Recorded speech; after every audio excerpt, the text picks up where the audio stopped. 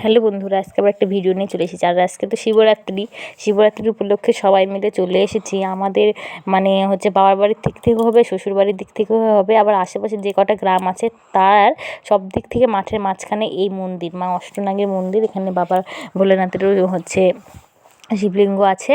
তো সেখানে আমরা আসছি জল ঢালার জন্য। আর আমি না বিগত 4 বছর থেকে এখানে জল ঢালি। আর এখানে মন্দিরটা তোমাদেরকে ভালোভাবে দেখানো হলো। আর এখন এখানে মামা অষ্টনাগের মন্দিরে এখন আমি দুধ কলা দেওয়ার জন্য দুধ কলা দিয়ে নিচ্ছি। আর আমরা না সব কিছু ব্যাগে করে এনেছিলাম, এখানে এনে সব ঠিকঠাক করে নিয়ে এখন দিয়ে নিচ্ছি। তারপরে আর আমার ইচ্ছাতে আমার বোনও এখানে আসে, এবার মাসিয়ারাও আসছে, মাও আসছে নতুন। এরা প্রথমবার এই শিবরাত্রির দিনে এসেছে। এখানে অনেক লোকই আসে।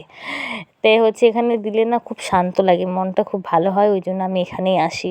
প্রতিদিন তো পারি না, তো এই শিবরাত্রির দিন করে আসার চেষ্টা করি।